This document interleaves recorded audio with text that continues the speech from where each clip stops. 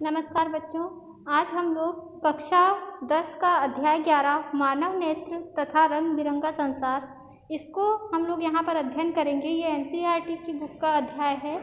यहाँ देखिए क्या लिखा है। पिछले अध्याय में आपने लेंसों द्वारा प्रकाश के अपवर्तन के बारे में अध्ययन किया। लेंस मतलब उत्तल लेंस, अवतल लेंस, इनके बारे में यहाँ पर बात की जा रही है। आप लेंसों द्वारा बनाए गए प्रतिबिंबों की प्रकृति, स्थिति तथा उनके आपेक्षिक साइज के बारे में भी अध्ययन कर चुके हैं। ठीक है, तो नेत्रों के द्वारा जो प्रतिबिंब का निर्माण होगा और नेत्र में कौन सा लेंस होगा, उसके द्वारा प्रतिबिंब किस प्रकार बनेगा, इसके बारे में हम लोग पहले अध्ययन कर चुके हैं। मानव नेत्र प्रकाश का उपयोग करता है। मानव नेत्र जो प्रतिबिंब बनाता है किसी वस्तु का, वो किसके उपयोग करके बनाता है? प्रकाश का उपयोग करके बनाता है तथा हमारे चारों ओर की वस्तुओं को देखने के लिए हमें समर्थ बनाता है। यानी अपने आसपास की जो भी चीज़ें हैं उनको हम देखने के लिए किसके ऊपर निर्भर हैं? हमारे नेत्रों के ऊपर निर्भर हैं। इसकी संरचना में एक लेंस होता है। मानव नेत्र में लेंस का क्या प्रकार्य है? चश्मों में प्रयोग किए जाने वाले लेंस दृष्टि दोष को किस प्रकार संशोधित करते हैं? इस अध्याय में हम इन्हीं प्रश्नों पर विचार करेंगे। तो चलिए देखते हैं।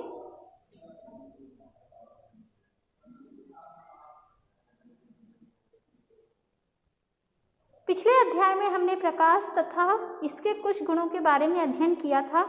इस अध्याय में हम इन अवधारणाओं का प्रकृति में कुछ प्रकाशीय घटनाओं के अध्ययन में उपयोग करेंगे। हम इंद्रधनुष बनने, श्वेत प्रकाश के वर्णों में परिक्षेपित विभक्त होने तथा आकाश में नीले रंग के बारे में भी चर्चा करेंगे। आप लोगों ने वो सूत्र सुना होगा, बैजानी हपी नाला, मतलब बैगनी, जामुनी, नीला,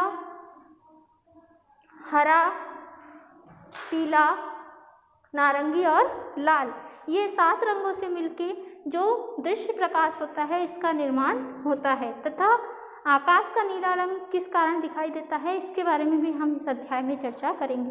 तो सबसे पहले अध्याय 11.1 का 11.1 टॉपिक है हमारा मानव नेत्र।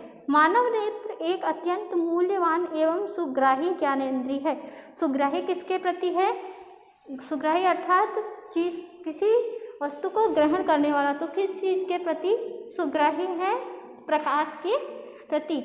अगर आपको कहीं प्रश्न पूछता है कि मानव नेत्र किसके प्रति सुग्राही है, तो मानव नेत्र प्रकाश के प्रति सुग्राही होता है। मानव नेत्र में ज्ञानेंद्रिय, मानव नेत्र एक ज्ञानेंद्रिय है। ज्ञानेंद्रिय मतलब वह वस्तु जो हमें किसी पदार्थ का ज्ञान कराती है। हमारी कुल कितनी ज्ञानेंद्रियां होती हैं? ज्ञानेंद्रियों की कुल संख्या है 5। इसको हम लोग छोटी कक्षाओं में पढ़ते हैं। आँख, नाक, कान, त्वचा और जीभ, जिनके द्वारा हमें अलग अलग संवेदनाओं का अनुभव होता है। जैसे त्वचा से हमें स्पर्श का अनुभव होता है, आँख से हमें किसी वस्तु का अनुभव होता है, कान से हम सुन सकते हैं, नाक से हमें गंध का अनुभव होता है और जीभ से हमें स्वाद का अनुभव होता है। यह हमें इस अद्भुत संसार तथा हमारे चारों ओर के रंगों को देखने के लिए योग्य बनाता है। कौन योग्य बनाता है? मानव नेत्र। कौन योग्य बनाता है हमको? मानव नेत्र हमें अपने आसपास के संसार और उसकी वस्तुओं को देखने के लिए योग्य बनाता है। यहाँ देखिए मानव नेत्र का चित्र जो है आपको दिखाई दे रहा होगा। ठीक, आगे देखते हैं। आंखें बंद करके हम वस्तुओं को उनकी गंध, स्वाद, उनके द्वारा उत्पन्न ध्वनि या उनका स्पर्श करके कुछ सीमा तक पहचान सकते हैं। तथापि आंखों को बंद करके रंगों को पहचान पाना असंभव है। मतलब वस्तु का रंग कैसा है उसको जानने के लिए हमको किसकी आवश्यकता पड़ेगी? नेत्रों की आवश्यकता पड़ेगी। इस प्रकार समस्त ज्ञानेंद्रियों में मानव नेत्र सबसे महत्वपूर्ण है। ठीक है, कहीं दूरी का अंदाज़ा लगाने के लिए और किसी वस्तु का रंग याद करने के लिए हमको किसकी आवश्यकता पड़ती है? अपने आसपास की वस्तुओं की अनुभूति के लिए हमको मानव नेत्र की आवश्यकता पड़ती है। इस प्रकार समस्त ज्ञानेंद्रियों में मानव नेत्र सबसे महत्वपूर्ण है, क्योंकि यह हमें चारों ओर के रंग बिरंगे संसार को देखने योग्य बनाता है। मानव नेत्र एक कैमरे की भांति है। जिस प्रकार कैमरे में फिल्म पे हमारी तस्वीर क्या हो जाती है, छप जाती है, उसी प्रकार मानव नेत्र पर भी हमको जो है बाहर की दुनिया में उपस्थित वस्तुओं की तस्वीर जो है दिखाई देती है। इसका लेंस निकाय एक प्रकाश सुग्राही पर्दे जिसे रेटिना या दृष्टिपटल कहते हैं। हमारा जो मानव नेत्र है उसका जो प्रकाश सुग्राही पर्दा है उसको हम क्या कहते हैं, रेटिना या दृष्टिपटल कहते हैं। मतलब मानव नेत्र पे हम किसी भी वस्तु को जिस पर्दे पर देख पाते हैं वह पर्दे का नाम क्या है, रेटिना है।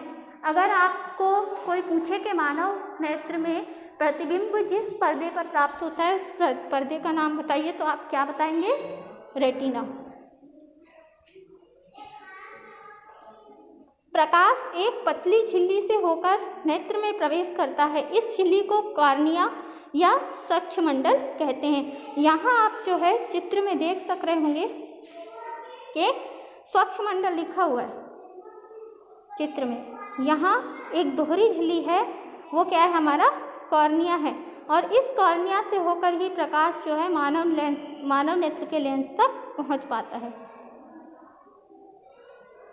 चित्र 11.1 में दर्शाए अनुसार यह झिल्ली नेत्र गोलक के अग्र पृष्ठ पर एक पारदर्शी उभार बनाती है। यहाँ देखिए, ये जो है नेत्र गोलक का जो चित्र हमको दिखाई दे रहा है, ये नेत्र गोलक का जो चित्र दिखाई दे रहा है, इसमें सामने की ओर ये जो उभरा हुआ भाग है यही क्या है, हमारा कॉर्निया है।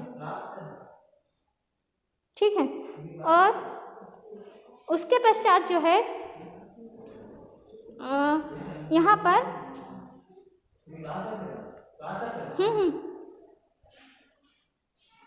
अग्र पृष्ठ पर एक पारदर्शी उभार बनाती है। नेत्र गोलक की आकृति लगभग गोलाकार होती है। नेत्र गोलक की आकृति कैसी होती है, गोलाकार होती है तथा इसका व्यास लगभग 2.3 सेंटीमीटर होता है। ये भी जो है नोट करने वाला पॉइंट है कि नेत्र गोलक का सामान्य आकार कितना होता है, 2.3 सेंटीमीटर के लगभग होता है। नेत्र में प्रवेश करने वाली प्रकाश किरणों का अधिकांश अपवर्तन कॉर्निया के बाहरी पृष्ठ पर होता है। नेत्र गोलक कैसा होता है, पारदर्शी होता है, तो इसमें क्या होता है, प्रकाश का अपवर्तन की अभिक्रिया होती है। आज की कक्षा में बस इतना ही। अगली कक्षा में हम लोग आपको मानव नेत्र एक रंग बिरंगा संसार अध्याय के अगले बिंदुओं से परिचित कराएंगे। धन्यवाद।